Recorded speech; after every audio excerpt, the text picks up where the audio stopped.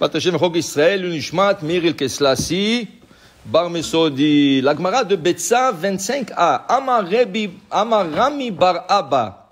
Dit Rami Bar Abba, Efshet, Venituach, Be'ola, Voadin la Katsavim.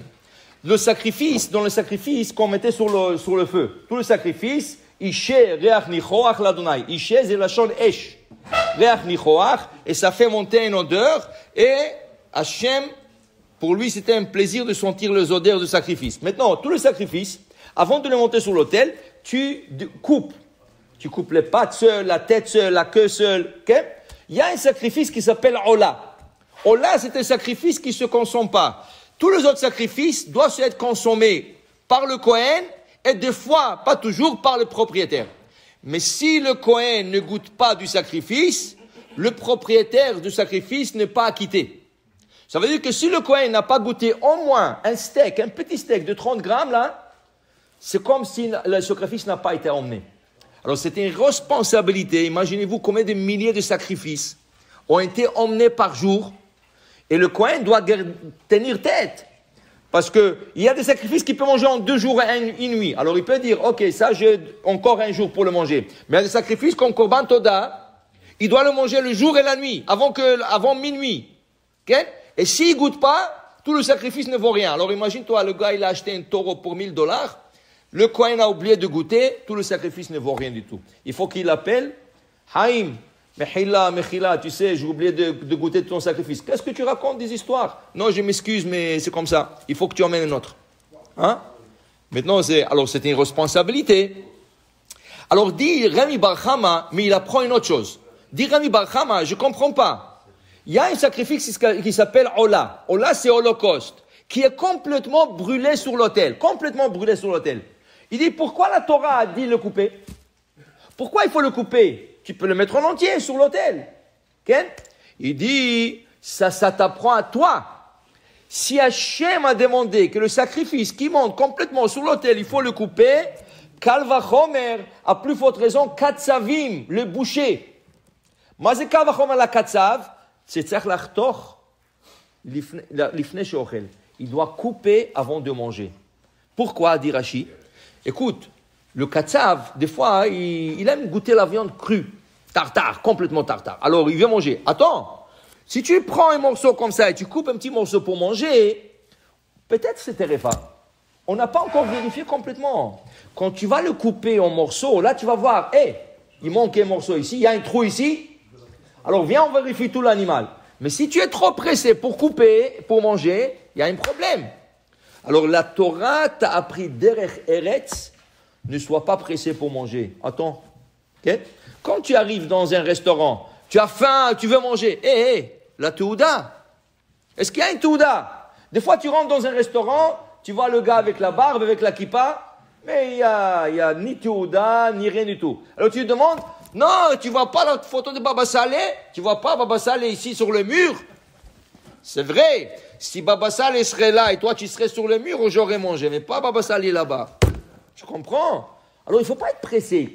Le Yetzer Hara, il presse pour que tu ne réfléchis pas. Tu ne réfléchis pas. De le même ordre d'idée, la Gemara nous apprend derech eretz. Moi, c'est derech eretz. Tu as les échalotes. Okay? Ne mange pas les échalotes par la partie verte, les feuilles. Tu manges les échalotes par en bas. Okay? Celui qui le fait, c'est un glouton. Okay? La même chose. Lo ishte adam koso bevat achat.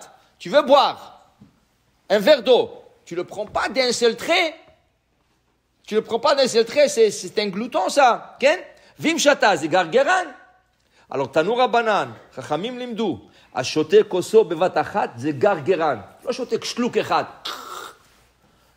שתיים, דרך ארץ. 3, si tu le fais en 3 gorgées, c'est gavtan.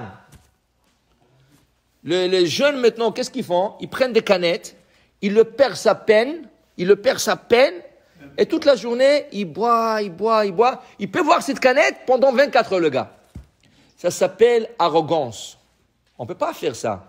Il y a une manière de boire, une manière de se conduire. Tu comprends? Même chez le roi et tout ça, il y a des protocoles. le fourcheau et la fourchette. Ici, tu ne manges pas. Quand tu manges de la soupe, il y en a quand ils mangent de la soupe, on dirait une traîne. Oh. Derech Eretz, tu manges doucement, tu manges pas, tu fais pas du bruit. Tu as envie, simra, shishoti marak. Ça, c'est Derech Eretz. Ça, c'est la Torah. C'est pour ça qu'on dit Derech Eretz, kadma la Torah. Il y a des choses que quand tu les fais et les gens te voient, ils disent quoi, ça c'est la Torah. Alors, ils commencent à dénigrer la Torah à cause de toi. Parce que toi, tu es considéré religieux et ils disent, regarde, il y en a qui cherchent des prétextes toujours. Hein. Ils cherchent toujours qu'un religieux fasse une bêtise. Ah, tu vois, les religieux, c'est pour se justifier. On ne parle pas de ça. On parle de choses que tu fais et qu'il faut avoir un peu derech eretz pour que les gens voient des manières de conduite. Tu comprends? Ils voient une manière de conduite, ils voient une gentillesse, ils voient une bonne manière de conduite. Alors ils disent, je t'abarre chez moi, regarde la Torah. Parce que derech eretz, ça prend. Alors regarde, même comment boire et comment manger, c'est écrit dans la Torah, dans la Gemara. Tu m'as vu? Kol davar, katouv. Rien qu'il faut chercher. Alors pour dire, voilà, la Gemara continue. La Gemara dit, regarde, dans la nature, Hachem a mis des plantes et des fruits, qu'on peut apprendre d'eux. Qu'on peut apprendre d'eux. Comment, par exemple? Il dit ici, il y a une plante qui s'appelle Chatsuba. Qu'est-ce que c'est Chatsuba? Il dit Chatsuba, c'est une herbe, c'est une plante, une plante, que les racines vont tout droit au bas de la terre. Les racines ne s'étalent pas comme ça. Toutes les racines, normalement, s'étalent. La Chatsuba et les racines vont directement droit. Lama Akadosh Baruch Hu a créé une plante comme ça. Tu peux dire non, c'est une plante. Non. Lo, stam, Akadosh Baruch Hu bara et ze. C'est pas pour rien. Lama, Omer Rashi, Shemekatea Ragle Areshaim Leyom Adin. Un rachat, qu'est-ce qu'il fait? Il s'étale. Il prend de celui-là, il vole de celui-là, il enlève de celui-là. Akadosh Baruch Hu, tu sais qui va le juger au Lamaba? La Hatsuba va le juger. Tu vois pas cette plante que j'ai mis dans le monde? Regarde, elle va tout droit. Elle ne prend pas du terrain du voisin. Elle ne prend pas de la terre du voisin. Elle ne boit pas de l'eau du jardin du voisin. Tu comprends? Elle va tout droit. Elle prend sa place, pas plus que ça. Pourquoi toi, tu es parti voler de l'autre? Okay? Alors la Hatsuba, cette plante va te juger. Après, il dit ici,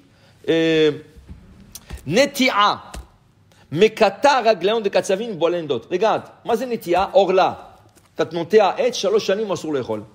3 ans, tu ne peux pas goûter des fruits d'un arbre qui a été planté. Quelqu'un qui ne peut pas attendre, dit Ragmara, que sa femme est menstruée. Alors c'est une question de 12 jours. Okay? 12 jours, 13 jours, ça dépend.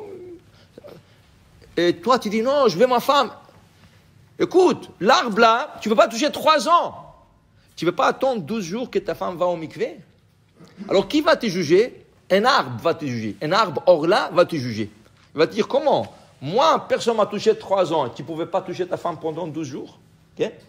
Après, il dit ici, les lupins. Vous savez qu'est-ce que c'est des lupins? C'est comme des fèves jaunes. Et tu presses, il y a un petit trou, tu presses et la fève, elle sort. Okay? On appelle tourmoussim. Okay? Alors, il dit tourmous, il va juger les Rechaïm. Vous savez pourquoi? Le tourmous, c'est amer. Pour qu'on puisse le manger, il faut le cuire 7 fois. Sheva pe'amim levacheloto. Et chaque fois que tu le cuisines, il faut que tu changes l'eau. Parce que l'eau, elle devient très amère. 7 fois. À la 7e fois, il devient doux. Et tu peux le manger. Akadosh Baruch Hu, il dit à un rachat, comment ça se fait que tu n'as pas fait tchouva? Même le lupin qui était très amer, à la fin, il a fait tchouva, il s'est adouci. 7 fois, ça lui a pris. Et toi, 70 ans, tu ne pouvais pas faire tchouva? Alors, qui c'est qui va juger le rachat? Un lupin.